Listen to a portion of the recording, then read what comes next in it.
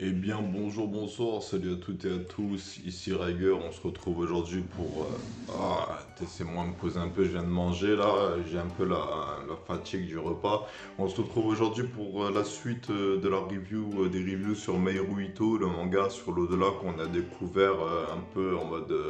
pas trop voulu, hein. Là-bas j'étais censé vendre ce petit tome sur internet, hein. Je crois que le tome 1 vaut 12 euros. J'avais chopé ce manga dans un lot du Bon Coin. Et donc du coup, on allait attaquer la lecture du quatrième chapitre. Alors pour la preview, qu'est-ce que j'attends de ce quatrième chapitre? Alors le chapitre précédent a quand même mis fin, on va dire, à la journée d'arrivée de Himeno. Et donc du coup, en soi, on a découvert Myojin, on a découvert Aiji, on a découvert Himeno. Donc il avait teasé que l'immeuble dans lequel Himeno avait emménagé, qui était géré par Myojin, il avait teasé qu'il était occupé par des esprits, hein, sans utiliser ces mots. Et donc du coup, dans les chapitres suivants, moi personnellement, je m'attends à ce qu'on découvre un peu les esprits qui logent chez Myojin gratuitement. Et aussi, les attentes que j'ai, c'est que j'attends un peu plus d'explications sur les enjeux de l'histoire. Donc, quelle est la mission de guide exactement, voir un peu plus le quotidien du guide, voir des missions de guide, voir des instants de guide. Voilà, moi j'ai vraiment été charmé par Nairo Ito aux portes de l'au-delà. J'aime beaucoup son approche du mystique, la manière dont il traite le sujet, dont il partage les aventures de ses personnages. J'aime beaucoup les personnages, je les trouve attachants, je les trouve sympathiques, on a envie de suivre leur aventure, on a envie d'apprendre à connaître ce monde. Et donc du coup, il y a les esprits des ténèbres, je crois, les esprits de l'ombre qui ont été, comment dire, qui ont été mentionnés par Eiji. Et donc du coup, allez, let's go, on va lire le prochain chapitre qui va probablement démarrer une sorte de nouveau mini-arc. Et on va voir tout de suite ce que nous réserve la suite de cette histoire. Allez, c'est parti pour la lecture. Ok, let's go, c'est parti. Je viens de finir la lecture du chapitre 4 de Meiro Ito. Alors un petit chapitre qui sert en fait d'introduction au prochain petit arc qu'on va avoir, au prochain adversaire. Alors c'est un esprit de l'ombre.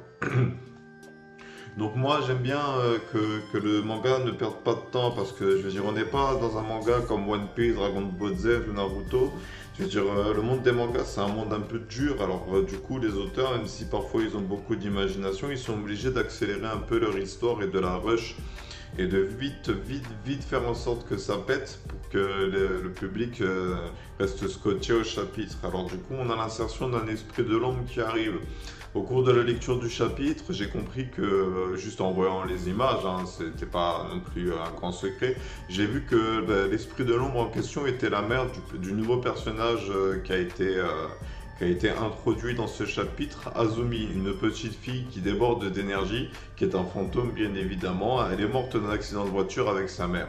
Myojin a cherché sa mère un peu partout, il ne l'a pas trouvée, et là elle réapparaît en tant qu'esprit de l'ombre au sommet d'une cheminée dans un bain public. Et donc du coup c'est cool. Ce chapitre nous tease la prochaine aventure. On va un peu plus en apprendre sur le métier de guide de Myojin. On a aussi un autre personnage qui est teasé, alors c'est pas Azumi, comment il s'appelle ce vieux? C'est Tomo je crois qu'il s'appelle, un truc comme ça. Gengoro Tomi. Alors Gengoro, qui est un inspecteur à la retraite apparemment, qui est capable de voir les fantômes comme Himeno et Myojin, et qui fait appel à Myojin justement pour résoudre des problèmes avec l'au-delà. Donc en un chapitre, on a trois nouveaux personnages qui nous ont été présentés. Azumi, la petite fille qui va être un peu le centre d'attention de cet arc. Gengoro qui va être un personnage récurrent qui sera lié aux missions de Myojin, et je pense que ce sera un personnage important dans l'évolution de l'histoire et dans la présentation des nouveaux adversaires, et même peut-être qu'il jouera un rôle important dans les combats un peu en mode soutien, en mode j'aide les copains parce que je suis là. Et on a l'esprit de l'ombre, donc le fantôme qui hante les mains publiques d'une vieille dame random. Et donc du coup, ça promet un peu d'action. Alors je suis un peu étonné de ce choix, un peu dans un sens. Très sincèrement, Meiro Ito, moi j'ai lu les 3 chapitres. Alors même si j'ai bien aimé le personnage d'Eiji et le côté combat téméraire et tout ça, j'avais plutôt l'impression que l'histoire allait plus être narrative, dans le sens où elle allait plus nous raconter des histoires concernant la mort et l'acceptation de la mort et le deuil et les étapes du deuil plutôt que nous proposer des combats contre des esprits malfaisants H24. Alors je pense pas que ce soit bon, je pense pas que ce soit mauvais, j'attends de voir à quoi ressemble. Mais par contre j'ai noté quelque chose, ce n'est que mon avis, mais je trouve que les combats, que les actions, les mouvements des combats, ils sont pas très clairs. Alors on n'a pas eu ce problème avec le moine lanterne parce que c'était très comment dire, les mouvements avaient de l'envergure, mais Azumi et même la petite, quand il arrive sur le toit et qu'il arrive et qu'il voit le fantôme, je trouve qu'on comprend pas trop les mouvements qu'elle fait et les raisons pour lesquelles il y a des gros traits blancs. Là, notamment ce plan. Alors attendez. Ou très sincèrement, celui-là. Ou très sincèrement, je comprends pas ce qu'elle fait. Alors après, avec le plan suivant, je comprends qu'elle s'est baissée. Mais le plan d'avant, je capte pas ce qu'elle fait. Et donc du coup, j'avoue que je suis un peu réticent à l'idée que le manga propose des combats. Parce qu'en réalité, moi ce qui m'a plu, c'était pas les combats, c'était la manière dont ils étaient racontés. Donc j'aurais préféré avoir justement plus de personnages avec des histoires développées et approfondies. Et justement, cette petite question de le deuil, comment le faire. Moi, j'ai eu des manifestations mystiques quand j'étais enfant. Quand j'avais 8 ans, mon amie d'enfance Zainab est morte d'une tumeur. Alors, on m'a pas dit qu'elle était morte, on m'a dit qu'elle m'attendait sur un nuage. Et bah, du coup, j'ai fait 2 rêves où j'ai parlé à mon grand-père dans le premier et c'était pas lui que je voulais parler. Donc, du coup, je suis redescendu sur Terre.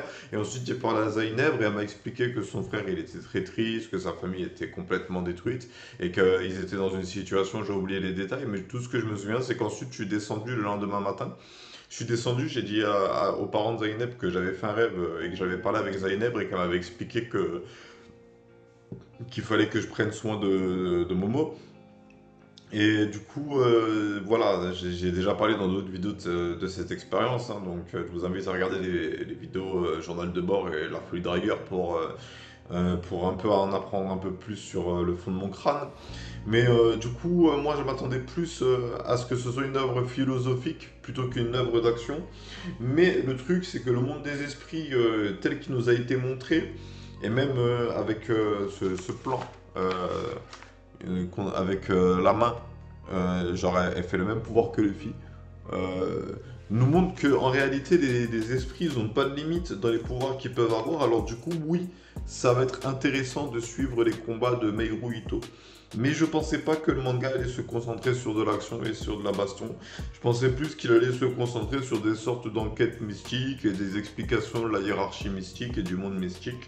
Et que du coup, l'action et les combats, ça aurait été quelque chose d'un peu rare dans l'œuvre, même si elle nous a été montrée au début et que on allait plus avoir de la discussion et de la narration. Voilà, donc très sincèrement, qu'est-ce que j'ai pensé de ce chapitre? Bah, j'ai trouvé que c'était un bon chapitre de transition. Il est pas trop lourd à encaisser dans le sens où il se lit facilement. Les dialogues sont concis, ils sont clairs, on sait qui dit quoi, il n'y a pas d'embrouille. La traduction, elle n'est pas foireuse. Les termes un peu techniques qui sont pas traduits. Butsumetsu, je crois que c'est ça le mot qu'il a utilisé pour définir la mission. Attendez. Ouais, Butsumetsu. J'ai aucune idée de ce que ça veut dire. J'ai pas eu de petites étoiles, mais ça sera probablement expliqué dans les prochains chapitres. Donc Meiro Ito, pour le moment, c'est pas une déception, c'est même une satisfaction. Je suis même très content de lire le manga. Franchement, j'aime beaucoup. Mais je vais être un peu plus critique parce que si le manga il se concentre sur le combat, alors qu'en réalité, c'était clairement pas les points forts de l'auteur. Le point fort de l'auteur, c'était l'ambiance qu'il crée et les dialogues. et les histoires. En réalité, c'est ça les points forts du thème du monde astral, du monde des morts, c'est ça les points forts lorsqu'on traite ce thème. Les combats, je veux dire, on a des ribambelles de mangas où il y a de la baston avec des pouvoirs et des pouvoirs qui sont régis par une énergie au fond du cœur du héros qui se révèle être l'énergie de l'élu au moment clé. Et donc du coup, Meiro Ito, il risque de faire un peu cette erreur de... Parce que les shonen en soi, l'originalité dans la construction de l'univers est très présente chez les Japonais. Ils ont beaucoup d'imagination concernant les univers fantastiques qu'ils imaginent. Mais tomber dans le piège de faire un manga de combat avec ce thème, avec l'ambiance qu'il a proposée au début de l'œuvre, je veux dire, le chapitre contre le moine lanterne, il était cool. Parce que le personnage Eiji, son thème, c'est je veux devenir un esprit fort. Donc, à travers justement ses ambitions, l'œuvre nous montre justement les limites du personnage. Le chapitre en question nous montre les limites du personnage et l'importance d'avoir un guide dans le monde des esprits parce que les guides sont plus doués pour exorciser les esprits que les esprits. Mais de l'autre côté, c'est vrai que ce serait dommage de gâcher un univers aussi riche en termes de possibilités et de ne pas essayer de l'exploiter. Voilà ce que je pense de ce chapitre. Alors, hâte de lire la suite, hein, donc on se retrouvera d'ici 2-3 jours la semaine, au cours de la semaine pour lire la suite de ce chapitre et voir un peu ce que nous réserve la baston contre le premier esprit de l'ombre qui est teasé qui est inséré dans ce chapitre. Et donc du coup, moi je vais arrêter la review ici. Je vais juste vous rappeler que demain, c'est l'ouverture du jeu concours. Il faudra m'envoyer par message privé sur Discord les différents mots-clés que vous avez récoltés au cours de ce mois qui s'est écoulé. Je rappelle que le thème c'était la lumière. La première place a déjà été gagnée par un abonné. Maintenant, vous vous battez pour la deuxième et pour la troisième place. Si vous avez déjà réuni les 20 mots-clés, n'attendez pas le 6 septembre. Venez sur Discord et venez me quérir pour m'envoyer par message privé les mots-clés que vous avez récoltés. Sinon, préparez-vous pour le 6 septembre. Ce sera que pendant le 6 septembre qu'il faudra m'envoyer les messages. Je pense pas qu'on sera beaucoup à avoir participé au jeu concours, mais j'ai envie d'encadrer ça pour les prochains jeux concours, que vous soyez briefés sur le déroulement. Et donc du coup, je vais vous donner le mot-clé de cette vidéo. Alors, le mot-clé de cette vidéo, c'est lanterne. Je répète, le mot-clé de cette vidéo, c'est lanterne. Alors, juste pour en revenir, parce que j'en ai pas parlé, que je viens de regarder la liste. Alors, l'histoire de Azumi est un peu classique, hein. Je veux dire, c'est une enfant qui était fascinée par le monde, hein, tel un enfant qui découvre le monde. Et un jour, elle a couru à travers la rue et elle s'est fait tanker par une voiture. Elle a fait une Gigi. Et donc du coup, elle s'est transformée en fantôme parce qu'elle avait encore une attache émotionnelle forte à ce monde. J'aime bien cette explication de Miyojin dans le sens où, t'as vu, il va pas y avoir... Tout le monde ne devient pas un fantôme qui erre sur Terre. Il faut soit avoir beaucoup de regrets, soit avoir une attache émotionnelle forte. En gros, c'est à peu près même ce que moi j'ai traversé dans ma psychose, c'est que les voix que j'ai entendues, elles étaient comme missionnées, elles avaient comme un rôle, un thème. Et ben Miyojin il explique que oui, pour devenir un fantôme, il faut avoir un thème, il faut avoir un objectif qui concorde avec ta présence sur Terre. C'est pas juste tu meurs et du coup tu deviens un fantôme, c'est un mélange de regrets et d'attache émotionnelle au monde des vivants. Et j'ai trouvé ça très intéressant comme explication, ça me paraît logique dans un sens, mais en même temps, ça est pour aussi expliquer pourquoi est-ce qu'il n'y a pas des trilliards de fantômes sur Terre. C'est-à-dire qu'en gros, le chemin classique d'un esprit dans ce monde, c'est tu meurs, tu vas dans l'au-delà, tu vas dans l'autre monde. Tu restes pas sur Terre, à part si tu as des regrets et une attache émotionnelle forte. Donc, hâte aussi de découvrir les autres habitants de l'immeuble, hein. Pour l'instant, c'est des enfants, tu vois, ça m'étonne un peu. J'aimerais bien un peu des personnages plus âgés, plus matures, plus charismatiques, qui remplissent un rôle auprès de Miyojin, qui sont pas juste des personnages ambiance. C'est-à-dire, Eiji, j'ai peur que, même si son thème c'est je veux devenir plus fort, je veux devenir plus fort, j'ai peur qu'il nous fasse un cri Landès. C'est-à-dire que ce soit une véritable quiche au combat et qu'il n'y ait aucun moment où il brille. Mais du coup, j'ai hâte aussi de découvrir les autres esprits et des autres idées de personnages qu'a eu l'auteur. Bref, on va s'arrêter là pour cette vidéo. C'était cool. Les gars, je vous invite à suivre ce manga, Meruito. C'est vraiment une perle, je pense. En tout cas, pour la culture, je pense que c'est intéressant de lire ce manga. Moi, personnellement, c'est une surprise. Je m'y attendais vraiment pas. En plus, ça arrive vraiment un moment où je pensais ne plus être surpris par les œuvres que j'allais lire. Mais finalement, Meruito, il a su me donner de l'engouement et me donner envie de le lire. Alors du coup, hâte de continuer.